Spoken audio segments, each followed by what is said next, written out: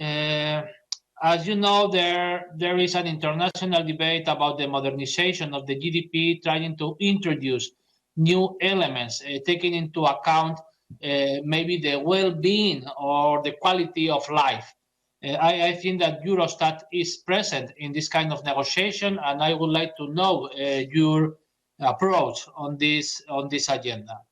And second, the Commission published on 9 September 2020 its annual Strategic Foresight Report, where the Commission would like to introduce a new dashboard of composite indicators on economic and social and green and digital transformation. This is the first time that the Commission puts on the table some form of composite indicators on this topic.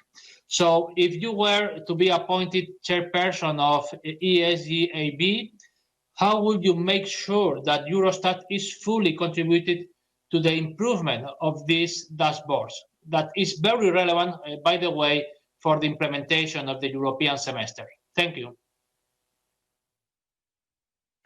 Thank you very much, Mr. Fernandez, for your patience and for the questions. Now, first on as you said very clearly and rightly, GDP, which is the essential measure for our economy and which is essential for many of the policy areas in Europe, is important that it really reflects the economy.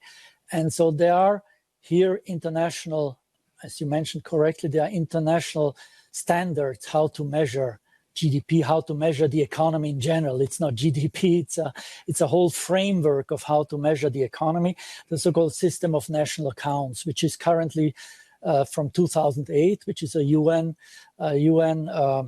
initiative, but as you say correctly, Eurostat, the World Bank, the OECD, the IMF are involved here. And whenever you decide on the current system of national accounts, you also develop a so-called research agenda. There are always new issues which still are not included in the national accounts, but you have to first study, should they be included, how relevant are they, and if, how could you include them? How could you methodologically include them?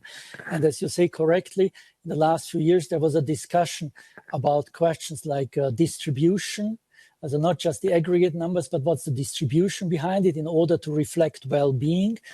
But there are other important issues currently on the agenda. This is the question of digitalization, the question of globalization, and the question, as you said, well-being and sustainability. So these are all important issues which are currently being discussed. So as an economist, I would say, yes, immediately included. As a statistician, you have to say always there are methodological challenges with all these questions. So the question is then how to include it. And this is what is being worked on. And so I'm sure there will be a new SNA. The new SNA, so we have a tradition of every 15 to 20 years to have a new SNA. And Europe, as you know, takes over the SNA into a European regulation, because in Europe, these numbers are much more important than maybe in many other countries. And so we have then the European System Accounts, the ESA 2010, which implements the SNA in Europe. So yes, there will be new phenomena which are being looked at and which will have to be included, including also that, for instance, human capital is currently not enough reflected. So they're also here. It is a time to have something like a labor account.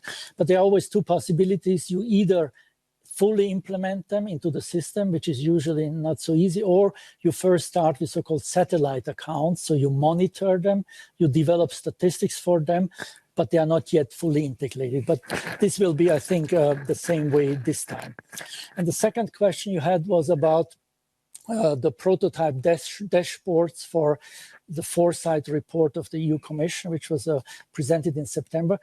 As I had already mentioned briefly in my introductory remarks, I think this is extremely important because the question of resilience of all aspects of our economies, of our societies, of the health systems is a crucial question. And the Commission has now if I'm correct, and I looked at the dashboard, about 46 indicators identified which are being looked at country by country, whether they are white, light blue, or dark blue.